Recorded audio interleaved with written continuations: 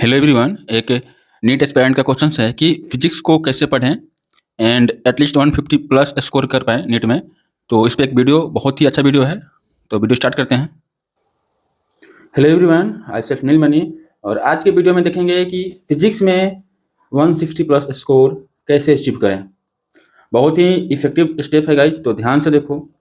सबसे पहला स्टेप है आपको एवरीडे 3 घंटे फिजिक्स को देना ही है। Maximum student, more than 95% student यही गलती करते हैं, वो फिजिक्स को टाइम ही नहीं देते हैं। मतलब अगर किसी स्टूडेंट्स को किसी दिन वो 3 घंटे पढ़ाई करते हैं तो 3 घंटे बायो पढ़ लेंगे, लेकिन फिजिक्स नहीं पढ़ेंगे।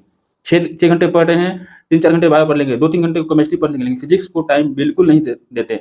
और ये मेन रीजन होता है किसी भी मेडिकल स्टूडेंट का फिजिक्स वीक होने का। तो अगर आपको फिजिक्स को स्ट्रॉन्ग करना है, फिजिक्स में 160 प्लस स्कोर करना है, तो आपको 3 घंटे एवरी डे आज से एग्जाम तक देना ही होगा। और उस 3 घंटे में 50% टाइम थ्योरी को देना है, लेक्चर वीडियो देखने में एंड कंसेप्ट क्लियर करने में, एंड 50% टाइम क्वेश्चंस प्रैक्टिस पे देना है आपको, ठीक है।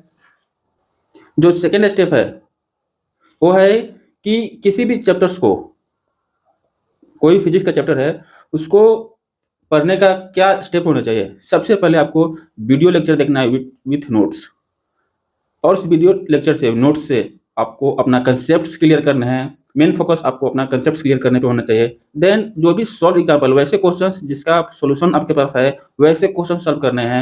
और इसके लिए बेस्ट जो सोर्स होगा वो है कोचिंग मटेरियल। देन उसके बाद जो भी कोचिंग मटेरियल होते हैं, बुकलेट होते हैं, मॉड्यूल होते हैं, उसके जो एक्सरसाइज हैं, एक्सरसाइज 1 और 2, इसको सॉल्व करना है। एंड कोचिंग मटेरियल लाइक जैसे एल एन, आकाश, पीडब्ल्यू, कोई भी आप लो कर सकते हो, रेदर देन कि कोई बुक, क्योंकि बुक में कोई सिलेक्टिव क्वेश्चंस नहीं होते हैं नीट के लिए, लेकिन जो भी कोचिंग मटेरियल है उसमें वैसे क्वेश्चन सिलेक्ट करके डाले होते हैं जो नीट के पॉइंट ऑफ व्यू से इंपॉर्टेंट है, जो नीट में आते हैं। देन आपको प्रीवियस ईयर क्वेश्चंस करने हैं जो नीट लास्ट 10 ईयर का, वो भी चैप्टर वाइज। मतलब किसी भी चैप्टर्स को फिजिक्स का करने के लिए ये स्टेप होना चाहिए। वीडियो लेक्चर देखना है विथ नोट्स, जैसे कंसेप्ट क्लियर करना है, देन सॉल्व क्वेश्चन प्रैक्टिस करना है कोचिंग मटेरियल से, then previous year question solve करना है, ठीक है, चैप्टर वाइज। जो थर्ड स्टेप है, अप्रॉक्स 30 चैप्टर्स हैं आपके फिजिक्स में।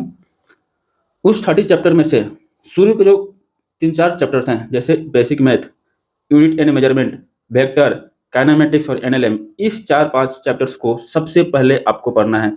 बेसिक मैथ 1-2 दिन देना इस पे, then unit dimensions, measurement, then vector, then kinematics, then NLM. इसको अच्छे से सॉल्व करना है, क्वेश्चंस ज़्यादा से ज़्यादा क्वेश्चंस करने हैं, वीडियो लेक्चर देखना है। उसके बाद आपको जो फिजिक्स का जो फोबिया है ना कि फिजिक्स वीक है, फिजिक्स बहुत टफ आती है नीट में, वैसा वो फोबिया खत्म हो जाएगा। देन उसके बाद जो भी बाकी के चैप्टर्स हैं उसको आप सॉल्व इजीली कर सकते हो, ठीक है। जो फोर्थ स्टेप है, आपको चैप्टर वाइज फॉर्मूला शीट बनाना है एंड कोशिश करना है ये फॉर्मूला शीट बनाते समय कि जो सिमिलर टॉपिक है उसके फॉर्मूला हम एक जगह लिखें। जैसे कि इलेक्ट्रोस्टैट और मैग्नेटिज्म, इसके जो फॉर्मूला होते हैं ऑलमोस्ट सिमिलर होते हैं, और कोशिश करो कि इसको आसपास ही लिखें ताकि जब भी आप रिवीजन करो कंपेयर करके पढ़ सको, ताकि आप क्वेश्चन सॉल्व करते समय इजीली और सही ढंग से एक्यूरेट फॉर्मूला अप्लाई कर सको। उसी प्रकार ऑप्टिक्स में लेंस एंड मिरर का जो फॉर्मूला होते हैं ऑलमोस्ट सिमिलर होते हैं, उसको एक ही जगह लिखो और जब भी पढ़ो कंपेयर करके पढ़ो ताकि लॉन्ग टर्म तक याद रखे और क्वेश्चंस करते समय एक्यूरेट सही फॉर्मूला अप्लाई कर सको। अगला पॉइंट है कि नंबर ऑफ क्वेश्चंस पर चैप्टर कितना सॉल्व करे। ये डिसाइड करना कि कोई स्टूडेंट कितना क्वेश्चन सॉल्व करेगा पर चैप्टर कि उसका वो टॉपिक स्ट्रांग हो जाएगा, ये बहुत मुश्किल है।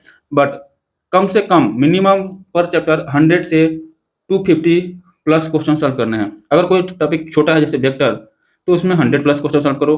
अगर कोई चैप्टर्स लॉन्ग है जैसे इलेक्ट्रोस्टैट, मैग्नेटिज्म, इसमें कम से कम 250 प्लस क्वेश्चन सॉल्व करना है आपको, अलग अलग वेरायटी का, ठीक है।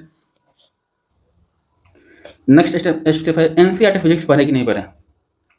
सबसे पहले एनसीईआरटी 11 और 12 दोनों ही एनसीईआरटी में हर चैप्टर्स में कुछ सॉल्व एग्जाम्पल दिए हुए हैं, इसको आपको डेफिनेटली करना है। हर साल नीट में डायरेक्ट उस सॉल्व एग्जाम्पल को पूछ लिया जाता है, कई बार तो डाटा भी चेंज नहीं करते हैं एनटीए वाले, और वैसे वैसे पूछ लेते हैं। आपको सारे क्वेश्चन जितने भी सॉल्व एग्जाम्पल दिया हुआ है एनसीईआरटी में, सारे क्वेश्चन सॉल्व करना है।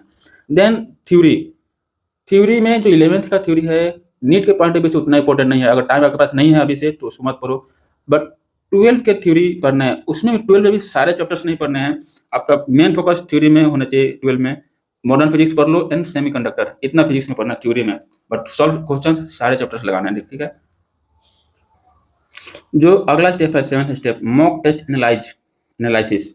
जितने भी क्वेश्चंस आपके फिजिक्स में मॉक टेस्ट में जो भी मॉक टेस्ट दे रहे हो किसी भी कोचिंग का, एलएन, आकाश, पीडब्ल्यू, जो भी क्वेश्चंस नेगेटिव हो रहे हैं, मॉक टेस्ट एनालाइज करते समय उस नेगेटिव क्वेश्चन जिस भी टॉपिक का है या कोई फॉर्मूला जो जिसका नेगेटिव हुआ है, उसको उस टाइम पे ही अपने नोट्स से या शॉर्ट नोट से निकाल कर मार्क कर लेना है, ताकि जब रिवीजन करो तो उसको फोकस होके अच्छे से पढ़ सको, क्योंकि और इसके पहले क्वेश्चन नेगेटिव हो चुका है, दोबारा नेगेटिव नहीं होने चाहिए।